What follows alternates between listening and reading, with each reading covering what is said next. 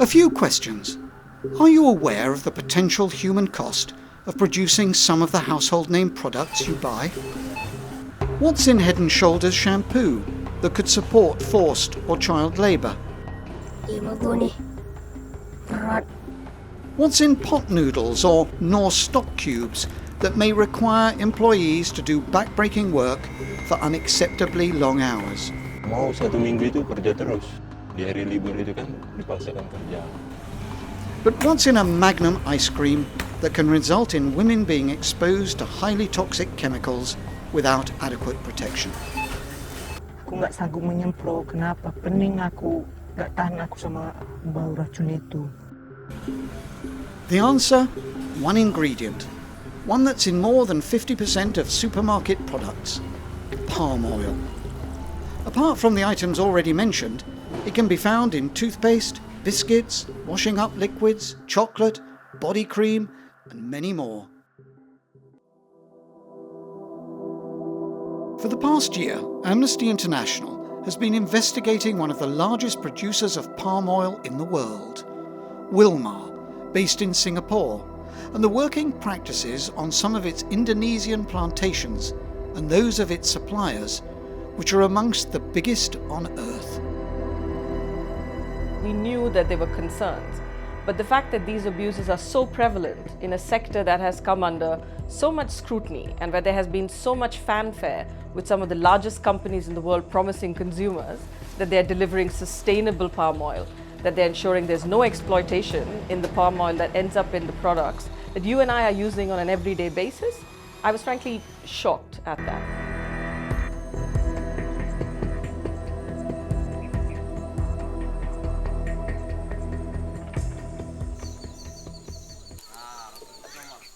Palm oil is derived from the reddish pulp of the fruit of oil palms. It's a high-yielding crop, relatively cheap to cultivate, and the growing demand for it has led to the destruction of the rainforests and considerable harm to wildlife. But it's a big business, employing around 3 million people in Indonesia alone. And many of them suffer appalling exploitation. Let's start with the targets set for a harvester. They sometimes work 12 hours a day, 7 days a week, often for below the legal minimum wage, and get just $6 a day. You have to work a certain number of hours, but you also have to meet these targets. And the targets are mostly based around the amount of fruit that you need to collect and the amount of area that you need to cover. So if you're a harvester, you may need to collect almost 1 ton of fresh fruit bunches in the day. But you have to understand that each palm oil fruit can weigh up between 20 to 25 kilos. And it's really hard work. If you don't meet the targets, you're penalised, having your wages deducted or worse. Ya kalau kita nggak memenuhi target yang mereka itu si kami itu, kalau 1-2 kali bisalah dikatakan itu dimaafkan orang itu. Cuma kalau sampai seterusnya seperti itu akan diberikan sanksi kepada kita. Selama 3 hari tetap nggak dapat, merepet di skor nggak boleh kerja. Kadang selama 1 minggu. Kami paksa biar kami penuhi target yang diberikan perusahaan, karena kami bawa istri kami dan anak-anak kami yang berumur 8 tahun, 10 tahun, dan 12 tahun. And Adi isn't the only harvester who's forced into getting his wife and children to help him meet his targets. Amnesty International interviewed 5 children who labour in the plantations, helping their parents, some as young as 8. Tiap hari bantu ayah ya? Iya. Diancak dan pulang sekolah, tidak berandalan. These children carry gunny sacks of loose fruits and struggle transporting wheelbarrows full of bunches over uneven ground and across narrow bridges to collection points.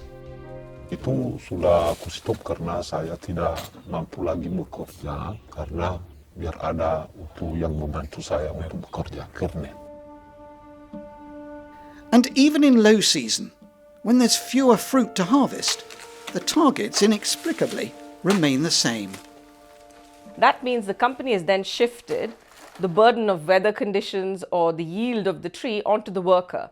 To collect the same amount of fruit, the worker may have to work 12 to 14 hours a day. So instead of being paid overtime pay for working much longer hours than they should be, the company is just making them work for pitiful sums of money to collect the fruit that the company needs. Amnesty also found the subtle ways some companies force people to work against their will. The companies can use a lot of threats to make them work. If you haven't been able to meet your target, even after working 8 to 10 hours or 12 hours, the foreman will say to you, if you don't carry on working, you lose your job.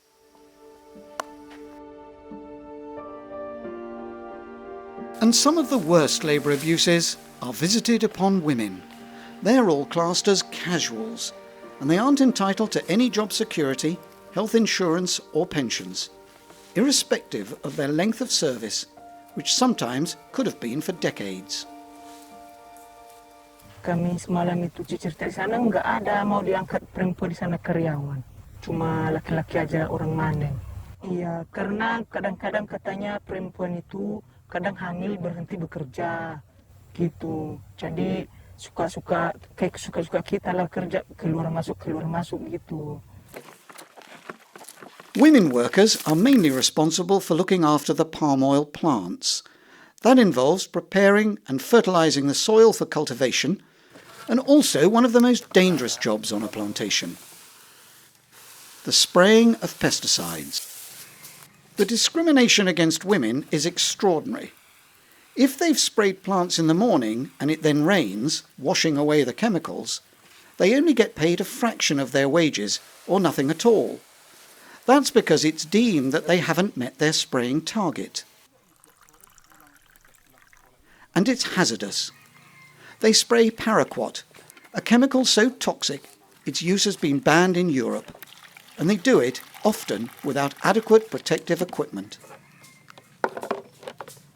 Many women report being affected by chemicals. Di sini banyak batu-batu, ada yang busuk-busuk kukunya, gatal-gatal. Kurasa efek dari racun itulah. Most Wilmar subsidiaries and suppliers test the blood of employees for exposure to chemicals, but the results are not shared with the workers. Those showing abnormalities are simply moved to other tasks without ever knowing what's wrong with their health. Enggak pernah, cuma tapi waktu nipro kami datarlah dokter ke sana kan, diperiksa darah kami, diambil darah, itu aja. Makanya dikeluar ke kami semalam itu udah diambil darah kami kan, katanya udah kena racun, itu aja, nggak dikasih obat tuh, itu. Given the hard labour involved, women, like Adi's wife, also suffer other physical injuries, but get little medical help. Ya, sampai sekarang sudah ada bukti retak. Nah, tapi sampai saat ini perusahaan setempat nggak diobati, makanya sekarang takut aku membawa ke rumah sakit karena dibebankan lagi biaya perobatan. Istri saya tidak lagi diterima untuk bekerja. So, where do the fruits of their labour go? Trying to find out what household products contain Wilmar's palm oil is exceptionally difficult. But we followed the supply chain, from the plantation to the mills, the refineries, and eventually to the producers. And there's an organisation that's supposed to monitor the industry, the Round Table for Sustainable Palm Oil. The Round Table has criteria for what it says is sustainable palm oil that's produced without exploiting workers, without deforestation, and without environmental harm. And this product is, if it meets the criteria, the palm oil, it is then marketed. So large consumer goods companies put on their products that the palm oil that was used in the bread or the detergent you're buying is sustainable palm oil. We're saying that the palm oil that is being marketed as sustainable is absolutely not. The companies that confirmed to Amnesty that they use palm oil from Wilmar's Indonesian refineries include Unilever, Nestle, Kellogg's and Procter & Gamble. And they don't appear to be doing the checks to make sure that the palm oil they use has been produced free from human rights abuses. In a letter, Wilmar told us that they were already aware of some of the issues regarding employees' exploitation we'd raised with them, and they'd already started their own internal procedure to resolve them. They added that these were symptomatic challenges shared by the industry, and they were committed to addressing them while welcoming suggestions or solutions from Amnesty. Kellogg said the only Wilmar palm oil they use goes to China. Nestlé say their suppliers have to meet our Code on Human Rights, Safety and Environmental Sustainability and Business Integrity. They're currently gathering information on human rights issues, and we put more emphasis on these concerns as part of our assessment protocols. Unilever said that with interested parties, we are addressing working conditions and bringing about long-term solutions to ensure workers' rights are respected.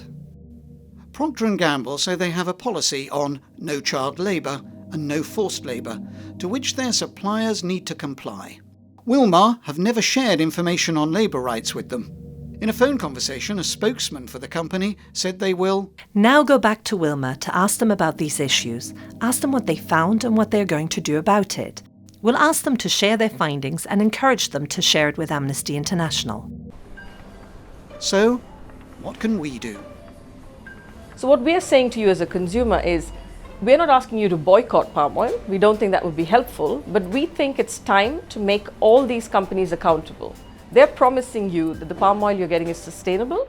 It's time that they actually made it sustainable. And these issues are issues that are easy to fix.